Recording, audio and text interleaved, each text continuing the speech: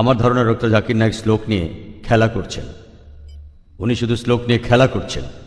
ইসলাম এই পৃথিবীর মানুষকে ভাগ করেছে দুই ভাগে, একটা হলো মুমিন, আরেকটা হলো কাফির। অবশ্যই আমরা ইসলাম ধর্মের এই কথাগুলো বিশ্বাস করি না, মানতেও পারি না। তাই ইসলাম ধর্ম যেভাবে আমাদের উপর সর্বজনীন ভ্রাতৃত্বকে চাপিয়ে দিচ্ছে, সেটা আসলে কখনোই সম্ভব না। ইসলাম মানুষের মধ্যে শুধু বিভেদ তৈরি করে। তাদের মধ্যেও আছে শিয়া, সুন্নি, এছাড়াও ইসলামে আরো 70টা গোত্র আছে। হ্যাঁ, আমি আমার প্রশ্ন করছি, সমস্যা ইসলাম এটা দিতে পারবে না। পৃথিবীতে একমাত্র হিন্দু ধর্মই আমাদের সর্বজনীন ভ্রাতৃত্ব উপহার দিতে পারবে। একাম সত্তা বিপ্রবাহুদা ভেদান্তি, একটু আগে আপনি বললেন। ইসলাম এটা কোনোভাবেই মানে না। গরু হত্যা করছে, কাফির হত্যা করছে, তাদের সম্পত্তি কেড়ে নিচ্ছে, লুট, নারী নির্যাতন। ইসলামই বলে ভ্রাতৃত্ব, তাহলে কিভাবে আসবে?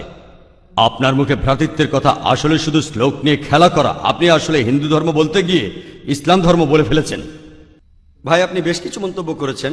আর ইসলাম বলে ইন্নাল্লাহ মা'আস সাবিরিন, নিশ্চয়ই আল্লাহ তাদের সঙ্গে আছেন যারা ধৈর্যশীল। ভ্রাতৃত্ব বজায় রাখতে গেলে আপনাকে ধৈর্যশীল হতে হবে। ধৈর্যশীল যদি আমরা না হই, তাহলে ভাইয়ের সাথে ভাইয়ের যুদ্ধ লেগে যাবে। ইসলাম বলছে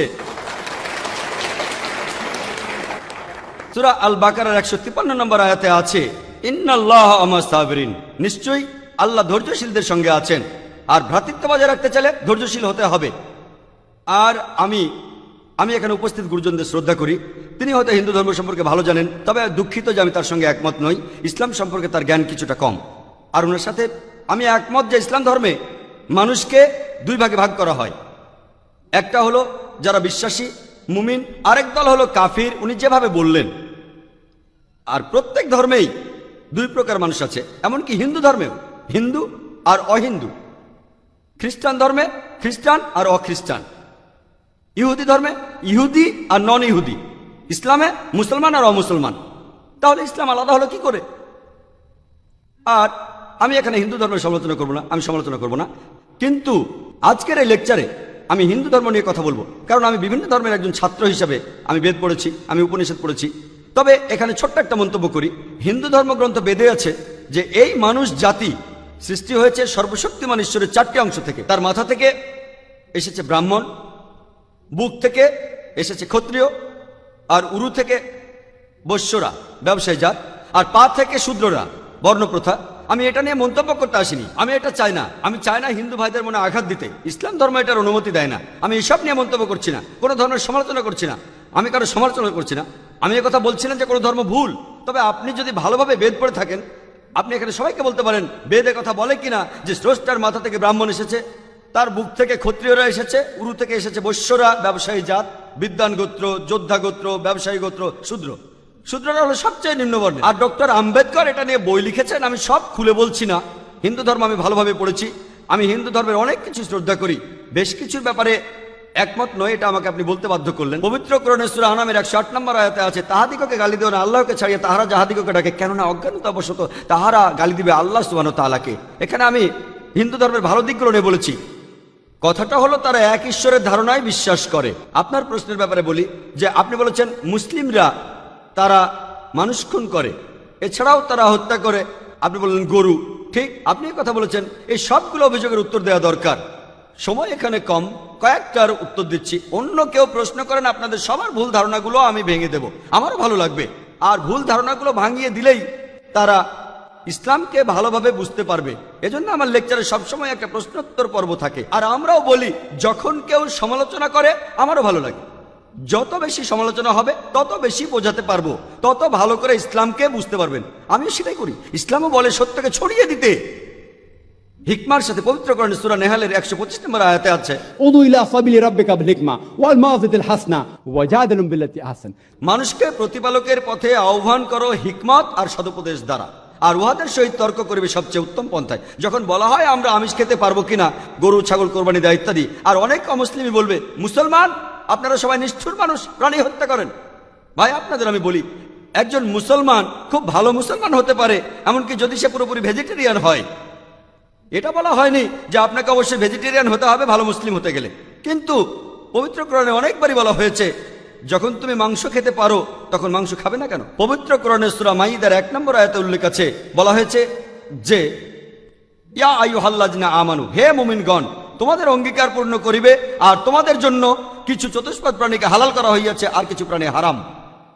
পবিত্র কোরআনের সূরা নাহলের 5 নম্বর আয়াতে উল্লেখ আছে যে আল্লাহ চতুষ্পদ জন্তু সৃষ্টি করিয়াছেন, যাহাতে তোমরা শীত নিবারণ করিতে পারো, এবং উহাতে বহু উপকার রহিয়াছে, এবং উহা হইতে তোমরা আহার করিয়া থাকো।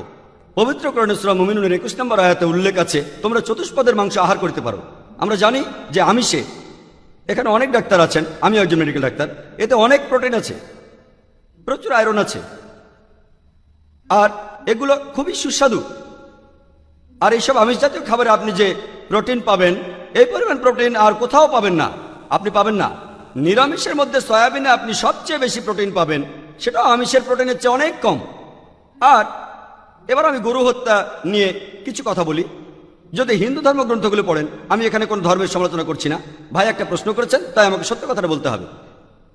হিন্দু ধর্মে আমিষ খাওয়ার অনুমতি দেওয়া হয়েছে।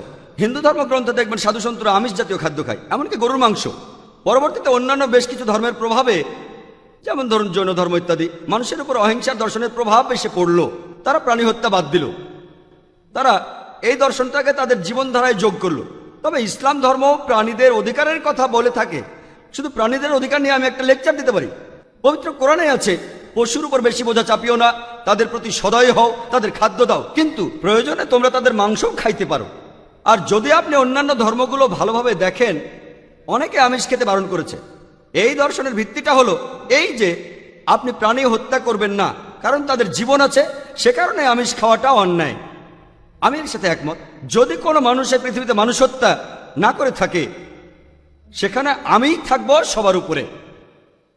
সর্বজনীন ভ্রাতৃত্ব হিন্দু ধর্মে আছে যে সব প্রাণী আপনার ভাই। প্রত্যেক প্রাণী, হোক সে সাপ, পাখি অথবা পতঙ্গ। আমি আপনাদের একটা প্রশ্ন করছি যে কোন মানুষটা হাজার হাজার ভাইকে না মেরেও 5 মিনিটের জন্য বেঁচে থাকতে পারে? এখানে যারা মেডিকেল সায়েন্স পড়েছেন তারা ভালো বুঝতে পারবেন যে আপনারা যখন নিঃশ্বাস নেন তখন আপনার শরীরে প্রচুর ময়লা জীবাণু ঢুকে, সেগুলোকে মেরে ফেলেন। তার অর্থ এই ধর্মে বাঁচার জন্য আপনার ভাইদের আপনি মেরে ফেলছেন। ইসলামের সর্বজনীন ভ্রাতৃত্ব বলে মানুষ জাতির প্রত্যেকেই আপনার ভাই। বিশ্বাসের ভ্রাতৃত্বে প্রত্যেক মুসলমানই ভাই ভাই, প্রত্যেক প্রাণীই আমার ভাই নয়। তবে অন্য প্রাণীদের রক্ষা করতে হবে, তাদের ক্ষতি করবেন না, বিনা কারণে তাদের অত্যাচার করবেন না, তবে প্রয়োজন হলে সেগুলোর মাংস খেতে পারেন। ইসলামের সর্বজনীন ভ্রাতৃত্ব বলে মানুষ জাতির প্রত্যেকেই আপনার ভাই। বিশ্বাসের ভ্রাতৃত্বে প্রত্যেক মুসলমানই ভাই ভাই, প্রত্যেক প্রাণীই আমার ভাই নয়। তবে অন্য প্রাণীদের রক্ষা করতে হবে, তাদের ক্ষতি করবেন না, বিনা কারণে তাদের অত্যাচার করবেন না, তবে প্রয়োজন হলে সেগুলোর মাংস খেতে পারেন।